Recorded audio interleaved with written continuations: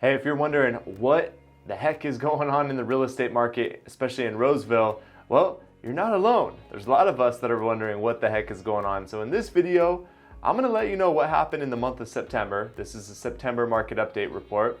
I'm gonna talk about what happened, how it compares to some of the prior Septembers that we've seen in the past, and what the current trend is so that you can better prepare for either buying, selling, waiting, investing, etc. Right? So let's dive in. I have my notes right here. So for sale, in the month of September, we had 370 homes left for sale on the market. That's actually just a little bit higher than what we've seen in some of the other September months. Traditionally, historically, August and September are one of the higher inventory months, so it's just a little high for September in comparison to like the last 7 to 10 years. New listings. We had 213 new listings hit the market in September. Now, that's actually a little bit lower than what we've seen for September over the last 7 to 10 years. Pending listings. 164 pending listings in September in Roseville, and that's actually lower than we've seen in the last 10 years. Now, a big part of that is because of interest rates, and I'll talk to you about that in just a little bit.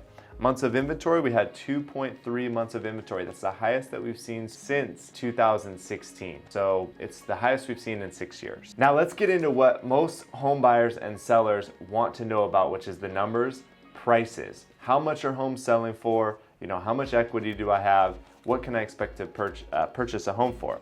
So in September of this year, the median sales price was $635,000. Now let's talk about that a little bit. That's a definite decrease in median sales price from the peak of our year. The peak of our year was May, which is pretty common. May or June generally tends to be when prices peak in Roseville and quite honestly just throughout the country. So it's down. The peak this year in May of 2022 was $694,000 as a median sales price. Now, before you get concerned in the fact that our median sales price has essentially dropped almost 10%, know that it's not uncommon for prices to fluctuate throughout the year. 10% is a pretty big hit though, and that is more than we've seen in past years. For perspective though, the median sales price last year in September was $625,000.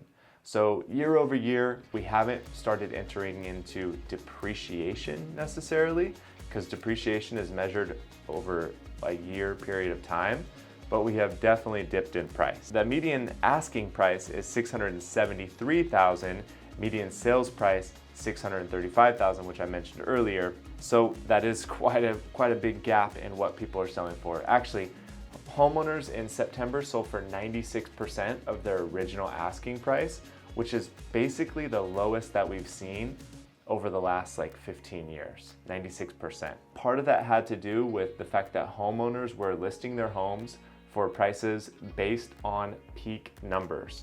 It's not uncommon to look at homes that have sold in the last 6 months and say, well, I'm gonna price my home similar to that one.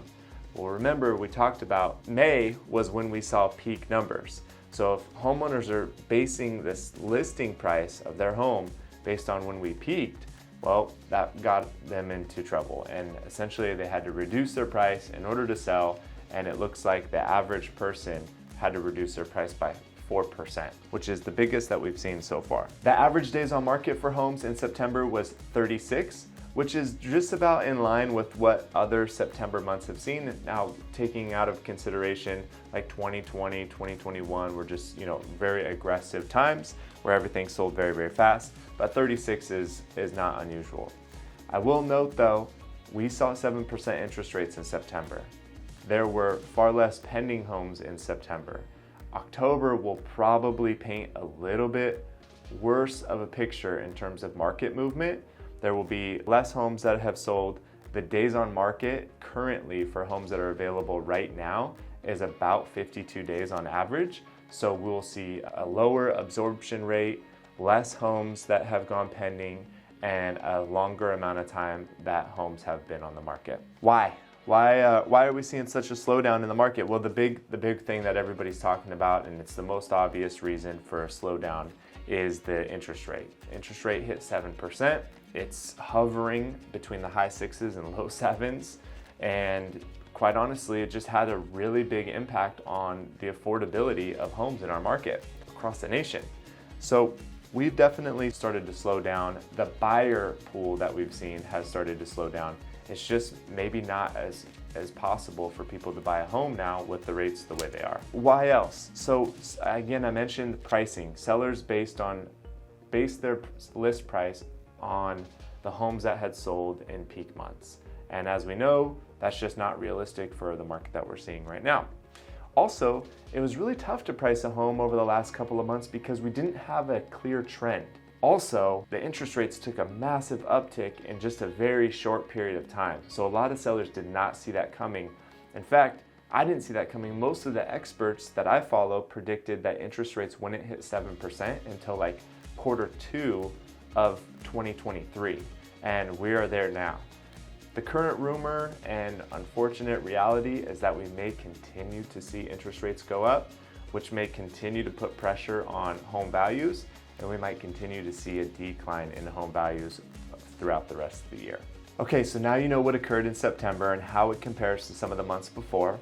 You kind of have a pretty good idea of what's going on in the market. Now you probably are asking, like most of us will always want to know, is what should we expect? And the reality is, of course, we don't know exactly what to expect next, but it is time now that we were able to identify the trend, right? It usually takes a month or two at least to really see where the market is heading. And aside from some curveballs that we may receive between now and the end of the year, it's pretty obvious that we're seeing a downward trend in home prices. Home values have had to adjust for the uptick in interest rate. But here's the thing that's also really important to note. The new listings count. We're also seeing a downward trend in new listings hitting the market. So while there are listings that are sitting on the market longer and homes are becoming more expensive because interest rates are increasing, the amount of new listings hitting the market is decreasing. So we might find ourselves in this position where eventually prices just stabilize simply because the supply of homes available matches the lower level of demand. Now, to put it into another data point, the current level of demand we measure by the amount of months of inventory or the absorption rate. Now, September's absorption rate was 45%, meaning of the homes that are available in comparison to the number of homes pended or sold, but those are two different numbers, but it was essentially 45% between those two. And that's actually a very healthy number. That's a normal number. The lowest that we've seen in the last 15 years was 11%. And that didn't stay that way for very long. Somewhere, if we were to average out kind of the normal activity over the last 15, 20 years, we should be somewhere around 55 to 60%. So we're a little bit less than normal, but we're still healthy. Okay, so now what do you do with this information? If you're buying now in this market, buy for the long term.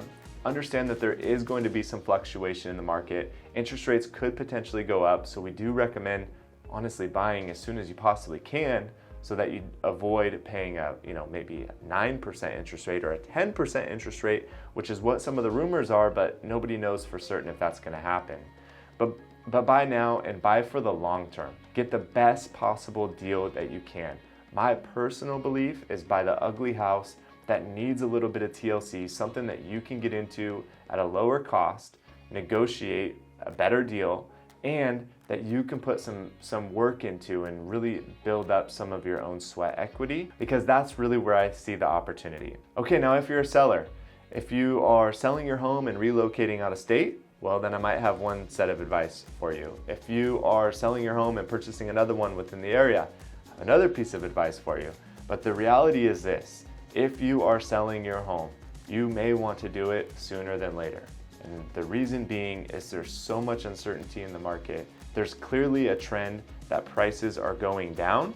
And if I were a seller needing to sell within the next few years, I'd consider doing it now versus later so that I can get ahead of the market, beat it before it goes down too much. I don't think it's going to plummet. I definitely think we're gonna level out at some point in time, especially as we see not a whole lot of sellers putting their house up on the market. But yeah, the reality is I would be getting my home up on the market as soon as possible so that I don't have to compete with a ton of listings, even consider doing it over the holidays when historically not a lot of listings hit the market. It's also less buyers, but there might be some extra pressure from buyers right now to go ahead and buy while interest rates are still manageable for them. But yeah, if you're a seller, I would consider getting your home on the market as soon as possible because the market's pretty unpredictable. Okay, now in the past I've done some really fun market updates. It's always great to talk about, how high prices have risen for these homeowners, how much equity you have in your home. It's fantastic to talk about the buying opportunity that was available. It was fantastic to talk about the buying opportunity available for buyers when they had historically low interest rates and they could get a 2%, 2.5% deal. Those glory days are gone.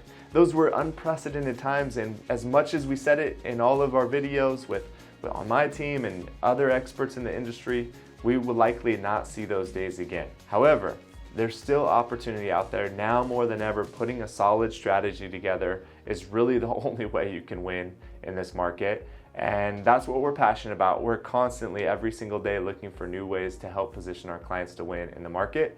And so if you are looking to buy a home, sell a home, or you're just trying to kind of figure out what your next steps might be, then I encourage you to reach out to us so that we can put a plan together for you. Hey, I'm Jeff Goolsby with the Goolsby Group. It is my mission to help people win in real estate. I hope you find value out of this video. And if you have questions about the market specific to your property or to your plans, then please let us know.